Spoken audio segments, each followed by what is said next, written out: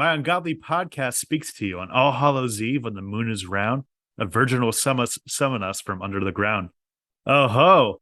You'll rate us 5-star reviews on Apple or Spotify, and you'll follow us on social media at CNETPod on Twitter, Instagram, and TikTok. We shall be back, and the lives of children of Salem will be mine. Hocus Pocus coming up next.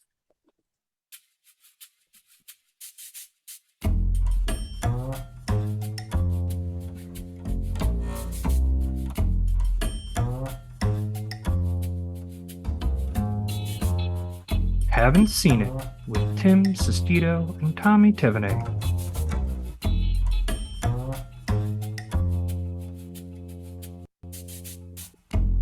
Hello, everybody. Welcome on in. Thank you all so much for listening today. This is a podcast where one of us is watching a movie for the very first time.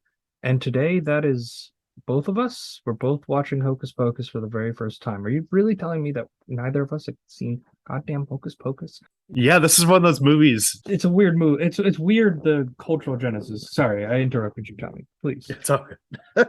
No, yeah, this is a movie that that my friends will tell me like over and over, like, how have you never seen Hocus Pocus? And before now, I was just like, I don't know. Like, we just missed out on all the ABC family like airings that they do this yearly, where it's just this is like people's Halloween traditions right here watching this movie. And that's why they probably greenlit the sequel. Oh yeah, it's like a huge movie. I don't think I heard of this until like high school. Mhm. And like, 17-year-old me is not gonna watch some like Disney live action Disney movie that follows like haunted witches or whatever, whatever my preconceived notions of the movie were. But the sequel, Hocus Pocus 2, got greenlit. One, do you think that's a good idea? Like, not in terms of like the streaming numbers it will inevitably do on Disney Plus, but more of like, do you think that was actually a good idea to make it like do you think that there's going to be any originality in the sequel whatsoever? I mean, I can see the story being just like, oh yeah, they pop up again. I mean, like, this pretty much left it very open to a sequel, but creativity, they're probably just gonna run back the well and just play the same jokes over and over and over again. But I mean, I don't know, it got 62% Rotten Tomatoes, which it's not like the greatest movie of all time, but that's better than I think either of us were expecting. I was expecting like terrible or something. Yeah, I saw some things that were like it was trash. When I was trying to pull clips for this movie, I would type in Hocus Pocus best clips, and it's all these obnoxious who do they think they are podcasters reacting to Hocus Pocus 2 and how good of a movie it is. Like, where do these people get off thinking that they can have a podcast? Yeah, Right? exactly. Like, We came up with the idea a year ago, so come on. I mean, YouTube for podcast. What's this? what is this? A format for podcasts for ants? The Zoolander Yeah. joke kind of landed. That was like a Tommy half-hearted, like, I need to give you a courtesy laugh right there.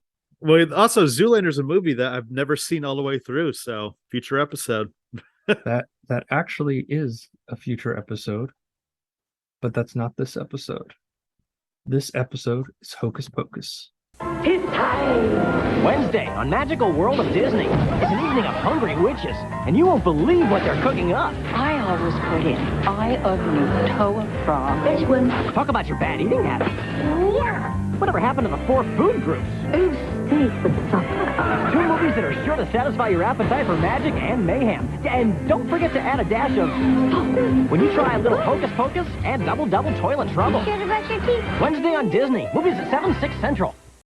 The weather draws cold and the blankets come out. You're nestled on the couch and looking for something easy to watch. Why not Hocus Pocus, the cult classic October flick? It will delight you with song, dance, and scare. You'll watch Bette Midler, Sarah Jessica Parker, and Kathy Najimy kill it each second they're on screen, and beg for them to come back when they disappear. Discover The Haunting of Salem at the hand of the Sanderson sisters, and watch a black cat completely wreck their night. That was a Disney clip, Tommy. It was for like the Disney Channel.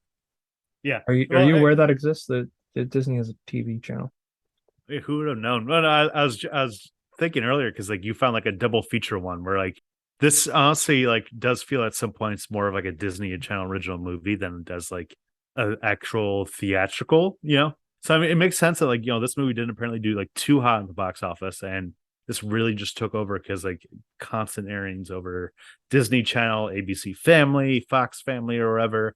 Like this is probably like right now going to be in their 31 days of Halloween or some Oh, shit. 100% going to be on. It's freeform now. Yeah, it's Yeah. Oh yeah. 100% going to Freeform. be. It's 100% going to be there.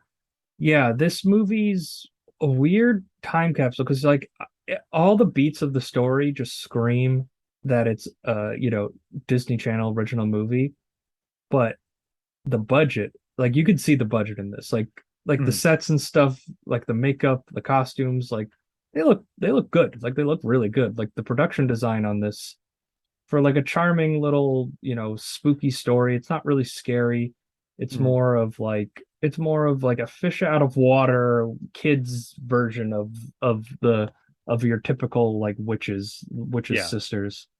So speaking of the budget, I mean, like this was apparently the first digital effect ever in a Disney movie. So like that's this is how much of the budget it was. Yeah, at the same time, like in terms of tone, it does really feel like your typical Disney Friday night movie or whatever, or we watch it. I want to say before we dive deeper into the movie, this movie has definitely gotten a reputation amongst people our generation as a Netflix and chill movie. You know what I mean? It's got that little hocus pocus, like girl, you I down to I ho you down to I hocus did. pocus and chill?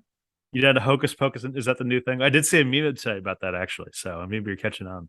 Look, I mean, it kind of makes sense, but also like the movie weirdly matches that energy. Like I know Disney movies always no, but it does. Like You're Disney not wrong. Disney movies always had like definitely put more innuendos and stuff in there, like sneak it under the radar. This was like blatant. Like I think of the like they call the main character Max a virgin, like to his face, like 100 times, because Max screws up. He doesn't believe in the Sanderson sisters. He's a virgin that lights the candles. And then like the punchline of the joke from there is like at any point they mention that he's a virgin. Mhm. Sarah Jessica Parker is like a seductress in this. Yeah, constantly. Even like to Max, where she's like, "Oh, like I'll take your virginity, Max." It's like, whoa, Sarah Jessica Parker. I mean, she like leans into that energy, and then they go to where the Max's parents are at the thing, and like the mom's in this like really ridiculous like Madonna costume, Yeah. and the sister Danny, who's played by Thora Birch, who is your typical sassy little girl in any of these Disney movies. Mhm. And she's like, "Mom, what are you wearing?" Like she's more horrified of what her mother is wearing than from any of the scares in the movie. Yeah, it's like the witches are one thing, but like, mom, like put away that outfit. Oh, Yeah. So like it has this like there's nothing like direct about it. There's nothing that's like, think of, we're covering horror movies in October. Most horror movies have that sex scene that leads to a teenager getting killed, right? That's one of the Mhm. famous rules in Scream, right? Yeah, yeah. So I mean, obviously it doesn't have this because this is Disney, but I mean, like Sarah Jessica Parker, and that one scene where like the with Gary Marshall, where he keeps on going over and over again, being like, "Oh, she called me master." Oh, that scene was great. The scene with them where they're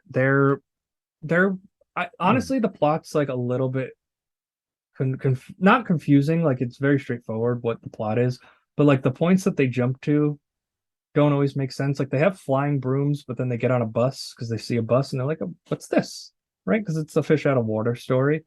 Yeah, just a attempt to find comedy sometimes. Yeah, I mean, and yeah, I think it works for the movie's favor. And honestly, I think part of the charm is that like these things just slide because that's who this is intended for. It's intended for a 7-year-old who's not paying attention to these little things. That's going to be cinema sinning, ding, ding, ding, error, error, error. Like that's not the spirit of this movie. The movie's just a fun little adventure in your hometown. Any kid Yeah, can kind of picture this happening to them with their imagination. But like the bus ride, like Sarah Jessica Parker is like sitting on the bus driver's lap, and he's like, "Hey, can I get your phone number, your area code, please?" Anything like that. Dude was really he was matching Jill. some energy right there. I think he was. Oh, I think that's the one dude that actually creeped her out, which is hard to do. But then they Yeah. go. to the neighborhood. They're like stunned that there's all these kids in costumes trick-or-treating, and they go into uh, Gary Marshall's house. They think he's actually the devil. So Gary Marshall, the director, one of his films we covered, Pretty Woman, and his wife is played by Penny Marshall, who is another famous film director, A League of Their Own. If you haven't seen A League of Their Own, please go see A League of Their Own. And I have. the way that Penny Marshall plays off of that energy, like the contrast between these like witches who think it's 1630 whatever, and like this housewife that like couldn't give a fuck anymore. It's a really funny scene watching her just kick them out. Honey, I lost 5 pounds according to the bed. There's a snake master carpet. Master. Okay, that's it. Party's over. Get out of my house. Then I Get out of here. Get out of my house. Calm down, puddin' face. Shove it, Satan. Oh, thou should not speak to master in such a manner. They call me master. Wait till you see what I'm gonna call you. Now, tart face, take your Clark bars and get out of my house. Make us. Honey bunch. Ralph, sick 'em.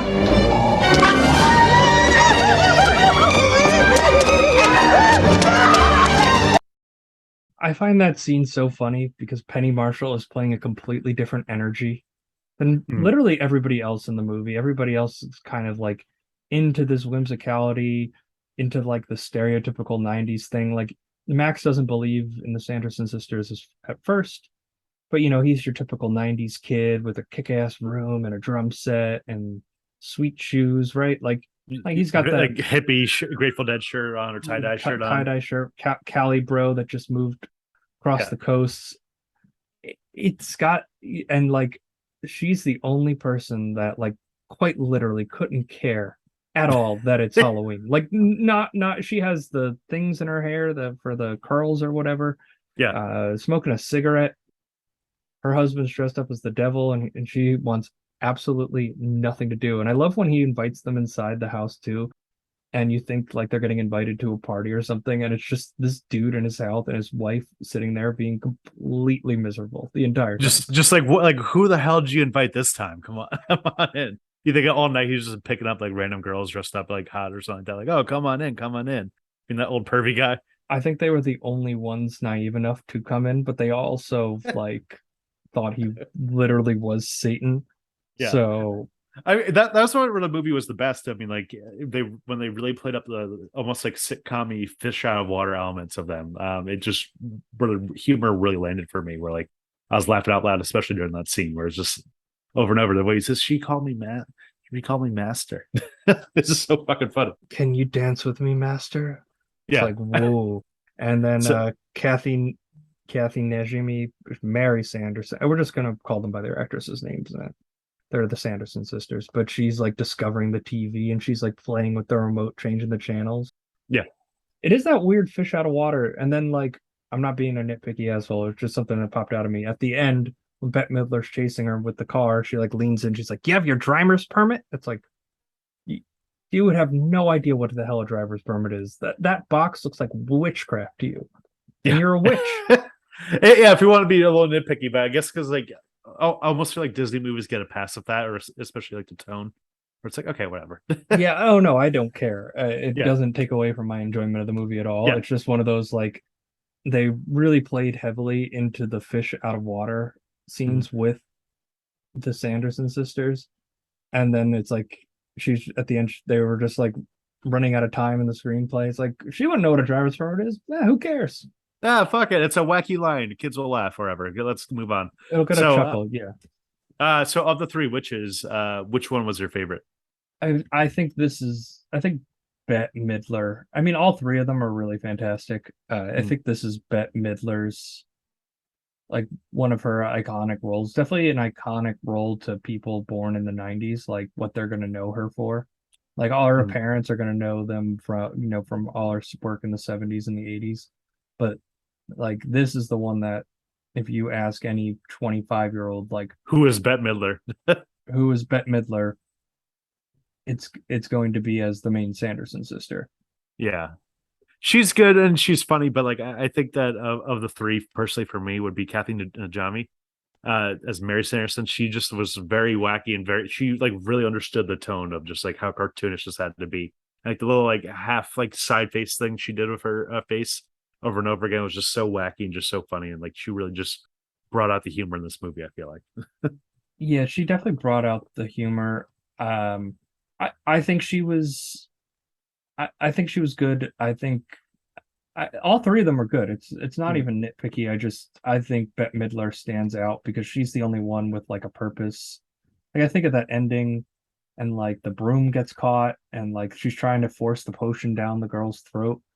And Bette Midler's like calling the sisters over to come, and they're just like doing their own little thing on the side because that's what needs to happen to make sure the protagonist lives at the end, Yeah. right? Like again, not nitpicking, just making some casual observations. But I thought no, but I thought she was able to really blend the line of comedic and like menacing. Yeah, Where the she was other two messing did- enough. Yeah, the other two were cartoony characters and they weren't really messing at all. I mean, Sarah Jessica Parker's maybe a little creepy when she's in the siren song, but I wouldn't say like I was really scared by her. I don't know. there's nothing really. Well, Yeah. even Butler. If you're over the age of 4, there's nothing scary in this movie, but it really captures a charm. Like, Mhm. you know, I can't speak on the sequel. I haven't seen it. I probably won't watch the sequel. This feels like a lightning in the bottle movie where they Mhm. got the right energy from the cast. They got the right performances, the right actresses, and the right level of script that blends enough humor, enough fish out of water, and enough of a plot to like give this movie a lot of heart to it. I have a really hard time believing that that's going to be true in Hocus Pocus 2, but it could be wrong. Yeah. Well, and it could be a situation where that movie is just like, oh, it's fun to see the three bouncing off each other again. But otherwise, But I mean, honestly, like with the witches casting, I mean, it was really great because if this movie had like one wink link of the witches, then it wouldn't work whatsoever. It'd be boring or slog or just like, oh god. Cloris Leachman was apparently the person they had in mind to play the Bette Midler part at first. And I like Cloris Leachman, but she would have been too. She wouldn't be able to play like the more goofy side of this. I feel like as much. No, I don't think so either. And talked a lot about the witches. I think we need to talk about our trio of heroes. Which like a lot of them are bland. I mean, Max. Do you know who was up for the role of Max at first? Max Keeble. No. Fucking Leonardo DiCaprio was almost. He was offered the role. This movie would have been a million times better with like Baby Leo in this. Yeah, Oh my god! It was Baby Leo was originally apparently offered the role, and then he turned this down for What's Eating Gilbert Grape, which I mean, probably better career decision for him. Way better career decision. Yeah. Wait, I definitely sent you this. Timothy Chalamet talked about the first time he met Leo was right after a screening of Call Me by Your Name in 2017, and he's like said something like, "You have talent. I have 2 rules for you to follow: no hard drugs and no superhero films." Right, but like no, like the image Leo has cultivated now is like always taking on serious performances, and like in this era of Hollywood, you do have to account for stars that can draw people into theaters that aren't just looking for the paycheck, like that are willing to make more dramatic movies. Because a lot of the stuff, like I didn't love The Revenant personally, but a movie like The Revenant doesn't get made if Leo's not fully backing it as the lead. Mm-hmm. He's like one of the few guys that like can be bankable as a movie star. I mean, like Tom Cruise would be the other one, really, at this point. Whereas everything else needs to be kind of like attached to an IP. Yeah, everything's so IP based now, and like I really like that kind of direction that Leo has given, and I like that Timothy Chalamet has pretty much followed that in stride. I think Dune's Dune's kind of a superhero movie in a way. It's so it's a blockbuster, I guess. No, it's like a weird sci-fi movie. It's a shit movie, is what it is. Tommy, we're having a wonderful conversation about And a I'm just gonna childhood ruin. classic, and you really want to get shit on in a debate about Dune, bro? Oh yeah, no, this is gonna be like the constant bit over and over again. So, anyways, back to the movie. Leonardo DiCaprio would have been a lot better as Max. The guy who played Max here, he was Omri fine. Katz. Yeah, he was fine. I mean, he was, he's honestly, I think I would have been taken out of the movie if I just saw like Leo DiCaprio or just been staring at it like, what is Leo DiCaprio doing in Hocus Pocus? Well, it would almost been like last week when we covered fucking Johnny Depp being in Nightmare on Elm Street. I mean, that worked a little bit better there, but like Leo would have just taken you immediately out of this. Yeah, Leo would have taken you immediately out of this. I think Johnny Depp has aged worse, not quite a fine wine. Yeah. Where Leo definitely has aged more gracefully and like looks more like his counterpart. He also would have You, been like 14 probably, right? 14, 15, 16. Mhm. He would have looked more like Leo, where Johnny Depp was like 22, just getting his first break. Like Leo's been in Hollywood since he could remember. Then you have Thora Birch, who plays Danny, Max's sister. I did have a note that, like, they go trick or treating before they awake the Sanderson sisters, and he goes into his crush's house. Allison Watts, played by Vanessa Shaw, who we'll cover in a moment. But they, she's like, "Oh, I'll show you the museum. My mom used to curate it, but it's abandoned now." And the sister's like, "I don't want to go. It's going to be scary." And he's like, "Okay, what? I'll do anything for you." He's like, "You have to be Peter Pan in tights next year for Halloween." And then like 5 minutes later, she's being tied up in a chair by three witches that just appeared out of nowhere. It's like she made like the worst deal in the history of deals Yeah. in that trade offer. I don't even remember that, but yeah, it was just like, damn. I mean, I thought Day was cute. I mean, she played like a Oh perfect yeah, like, little Disney kid, and Thora so, Birch. I mean, she's always great. yeah. She played a perfect little sassy kid. Gave a few moments of levity in the movie. Vanessa Shaw, on the other hand, I actually don't have any critiques about her performance, but man, they didn't give her anything to do in this movie. Like Yeah, she's a because there part of wasn't your really a performance. they part of this trio, and she's just standing in the background the entire time. It's like you couldn't give her like two lines or make her have like a presto moment. But I guess none of the characters really have a presto moment. They just kind of go from place to place and are guided by a cat. Yeah, but it's still, I mean, even like, Max and Danny at least got like wacky moments or character moments or like anything. But like, what do we know about like freaking Vanessa Shaw? Just like whether her parents run the antique store, she literally was just like an extra body on set practically. Yeah, Or like, pretty girl that got cast because she was pretty girl. And like I don't know a ton of her work. I would assume that she's more than capable of doing more than what she was given in Hocus Pocus. she apparently was in Ray Donovan now and Hills Have Eyes remake, and she was in Eyes Wide Shut show. I mean, like she's been in like productions, Yeah, And so it's just she's literally just like, wasn't professional given actress. anything. Exactly, she just wasn't really given anything here. You almost wonder if like there's a cut where like they gave her a little more stuff to do, and they're like, we don't really need it. I would actually agree with that though in like terms of the cuts. Like I mean you could have just re-edited it to give her probably a little more, give Danny and Max a little less. Could have cut out the entire bullies things, like your two stereotypical 90s bullies. Max One of which was like Jay and Silent Bob was in this movie. Fucking Jay was in this movie. well they go Max, oh that was Jay. No, it wasn't, but like that was what I was thinking because the guy's Oh, name was Jay. it was that energy. Yeah, it was that same energy, and it was like the same exact type of hair and everything. Do you think that Kevin Smith stole from Hocus Pocus the concept of Jay and Silent Bob? As a Kevin Smith fan, deep down in your heart, do you know it? Because now that you mention it, 100%, I agree. Yeah, the straight through line right there. I mean, like to be fair, Jason Mewes was known as Jay, and he based that performance off Jason Mewes. So the real question is, did Jason Mewes steal a shtick from Hocus Pocus? That's where the rabbit hole goes deeper. That's what I just said. You're asking if Kevin Smith did. I said, what if Jason Mewes just stole it and Kevin Smith wasn't aware? Maybe Kevin Smith is an unwilling conspirator in this. Man, you really are a Kevin Smith defender, and I love you for it. So yeah. Anyways, yeah, Jay's in this, but it was random. Yeah, I like love that they were in the beginning, like Max bikes to a graveyard or for no reason, and then they pop up like they're just there and they're like harassing him. Oh, Hollywood, do you have sneakers or whatever? And they like steal his shoes. And then I love at the end when they go to rescue the sister, like the Sanderson sisters have them trapped in a cage. We don't see them for an hour of the movie, and then they're outside. They bump past with the Sanderson sisters, and they get captured, and they're like, "Can you help us, please?" And they just leave them and bail. I was like, that Credit got a laugh. rolls. That got a laugh out of me.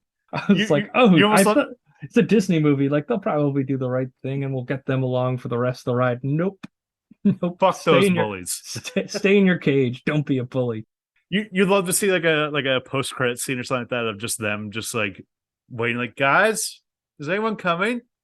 Hello? Yeah, no, that would have been that's the Marvel scene. That's the Marvel fan and you talking, Tommy. One Oh, the after credit scene. yeah, well, that's a little different one. It's not like fucking like, oh, like I'm here to take you into the Witch Adventures or something.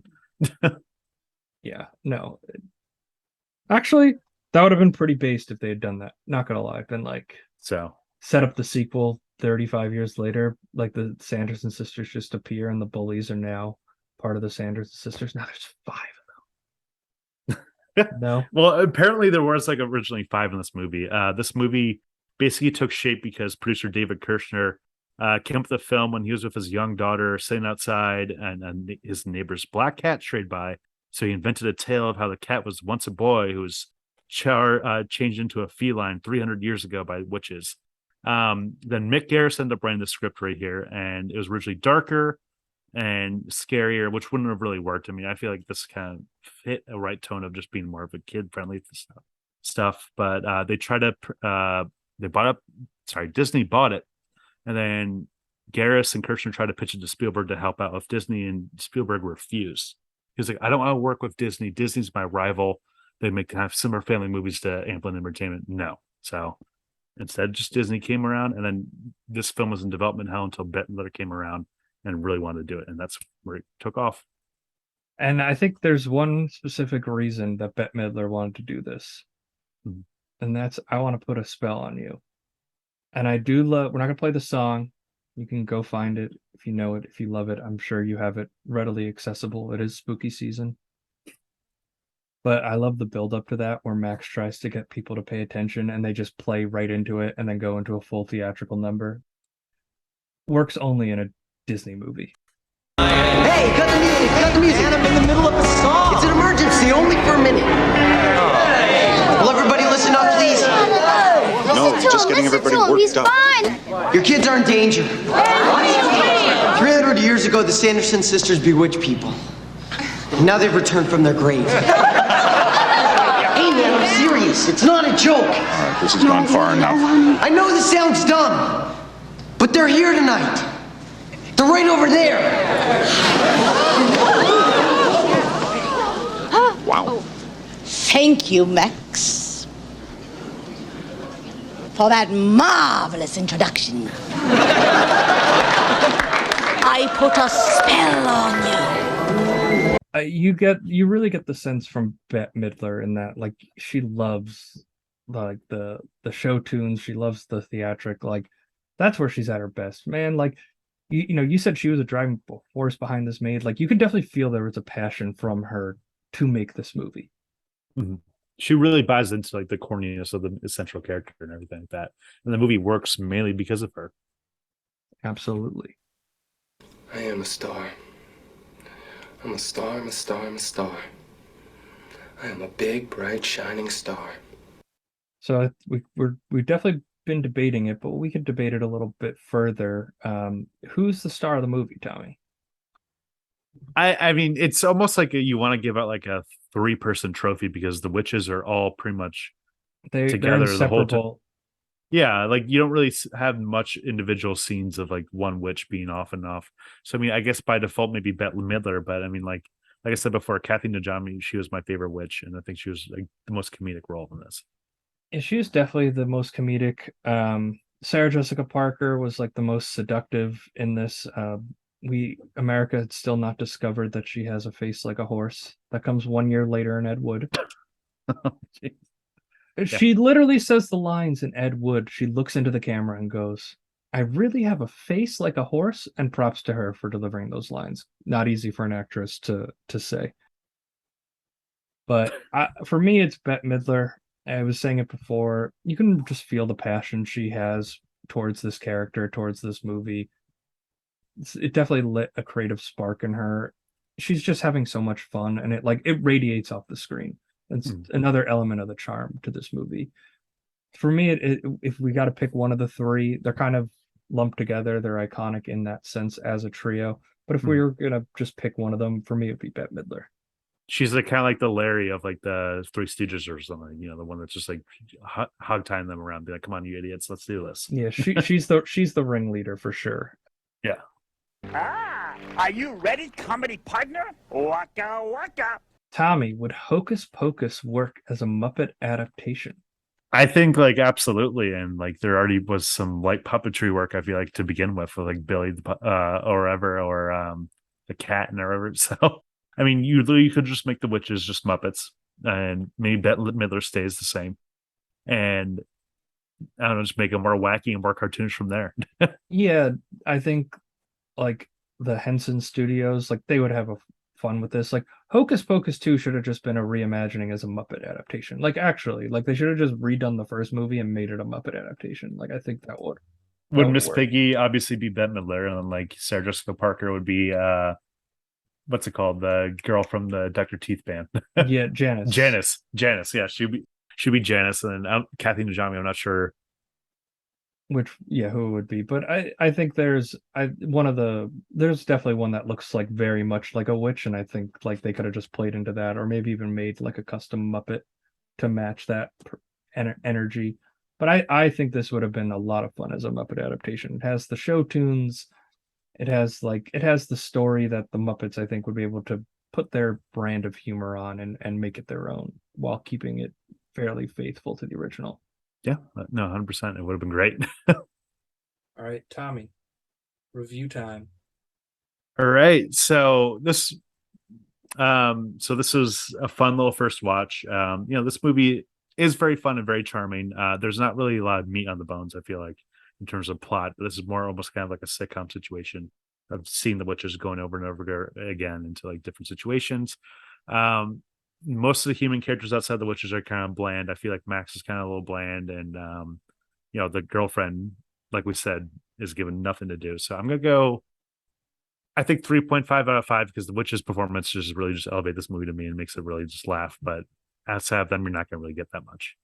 Yeah, I'm gonna give this a 3 out of 5. I think there's just a lot of charm in this movie that just resonates, even in the parts that are kind of like it's all a part of the charm. It's all a part of the time that it was made. Like you can feel 1993, 1994, and just like stamp it on this movie, and it feels right out of that era. I enjoyed this, as I may come off more as the cynical one out of the two of us. I did have a fun time watching this. It's a fun little adventure set in your hometown. Any kid could imagine that this could happen to them. The Sanderson sisters' performance is excellent. It's a fun time. It's definitely a nice, easy watch. I would definitely recommend it if you haven't seen it before. So, Tommy, any final thoughts? So thank you guys so much for listening. You can follow us on social media at SeenItPod. That's on Twitter, Instagram, or TikTok. And leave us 5-star reviews on Spotify or Apple, wherever you get your podcast. Really helps us out. And, we're continuing our horror month. And next week, we're going to be covering Dawn of the Dead. More zombies this time. Instead of just Billy the Butcher, there's going to be a ton of zombies. Timmy, are you excited for all the zombies? I'm not a zombie person at all, but I respect George Romero, so this is I'm conflicted, but I'm going in with an open mind. I'm looking forward to it. Thank you all so much for listening. We'll see you next week.